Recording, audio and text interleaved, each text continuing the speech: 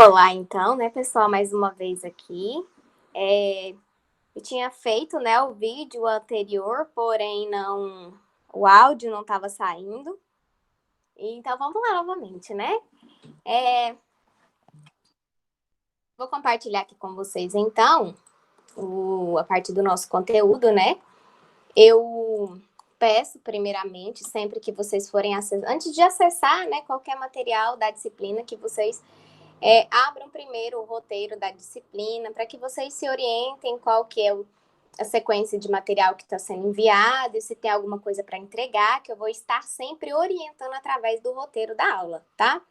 Então, eu coloquei aqui para vocês que eu enviarei 2 vídeos, né? Um no qual é esse em que eu vou apresentar a parte teórica do nosso conteúdo, e o outro é o que eu fiz o exercício resolvido com vocês. No slide, que também já está enviado aí para vocês, uma sequência de exercícios, né? São 3, na verdade, e eu já enviei o gabarito, somente para fazer o cálculo das reações dos pórticos.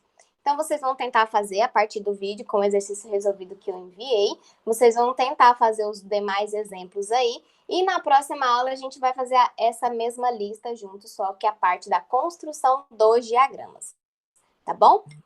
E então, aqui, ó, não tem nenhuma atividade para ser entregue, tá? Para a próxima aula. Sempre orientem pelo roteiro da aula. Então, eu vou abrir aqui o nosso material, tá? Da aula 4.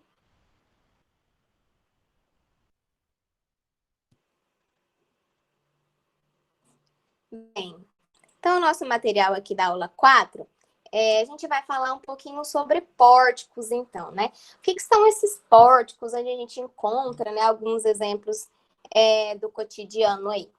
Bom, os pórticos são elementos, né, nos quais a gente tem a junção de um elemento linear, que é a viga, né, em composição ou seu descarregamento, ou essa articulação no elemento pilar. Então, sempre que eu tiver essa composição viga-pilar, eu tenho um pórtico, que, por exemplo, eu posso ter um pórtico, né, vários pórticos, a gente chama de pórtico composto em um elemento estrutural. A gente tem aqui, ó, um pórtico, uma viga ligando e descarregando aqui nesse pilar, sendo que essa viga também está em balanço, mas configura um pórtico.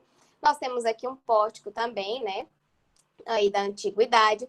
Então, a gente tem vários tipos aí de pórticos, podendo ele ser do tipo simples, né, quando eu tenho apenas uma composição, ou quando eu tenho ele composto, quando eu tenho mais de um tipo de composições aí de elementos viga-pilar. A gente fala basicamente, né, que uma definição de pórtico é o elemento formado por viga-pilar, né, desde simples até um composto, sendo que eles são conectados de forma rígida. Então, quando a gente usa esse termo aqui, né, que ele está sendo aplicado de forma rígida, a gente lembra lá um pouquinho da nossa componente, né, da mecânica que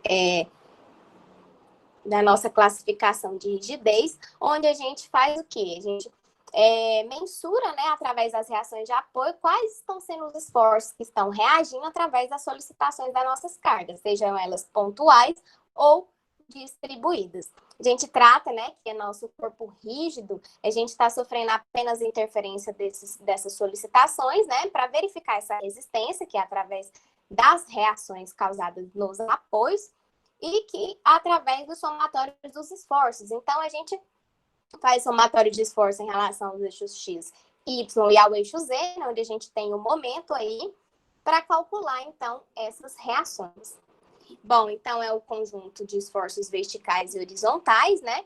Formando aí pórticos, sendo eles rotulados, enfim.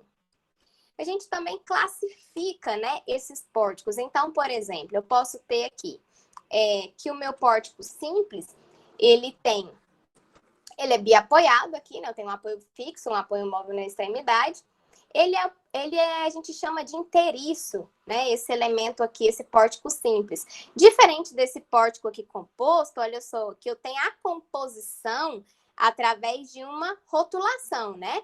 A gente chama também de triarticulado. Então, por exemplo, esse elemento aqui eu posso caracterizar como um pórtico e esse daqui como um segundo pórtico, por exemplo. Então, se eu tenho a ligação entre eles, eu chamo de elemento triarticulado ou, né, composto. Eu posso ter um pórtico simples, né? Desde que eu tenha essa componente aí perpendicular ao descarregamento.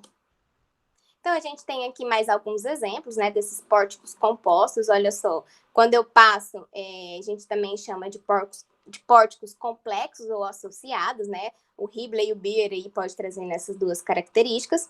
Nós temos também elementos treliçados, né, que tem aqui um tirante como engastamento. Também configura um pórtico, esse elemento aqui, ó, retangular. E a gente pode também caracterizar como pórticos elementos que são em curvas. E a gente sabe, basicamente, então, que para encontrar essas reações de apoio, a gente vai continuar mantendo os nossos somatórios, lembrando o seguinte, como agora a gente vai ter uma componente, né, nas duas direções, a gente tem um pórtico aí, todos os esforços que forem direcionados ao longo do eixo Y, né, que for cortante para a minha seção, eu vou fazer o quê? O meu distanciamento, ele está na horizontal. E quando o meu esforço ele for de compressão ou de tração, né? Ou seja, meus esforços na horizontal, né? A gente chama aí de esforços axiais, eu vou ter que a minha distância em relação aos apoios vai estar na vertical, né? A rotação dos elementos aí. Então, a gente vai calcular as reações dos pórticos, então, através de exercícios resolvidos.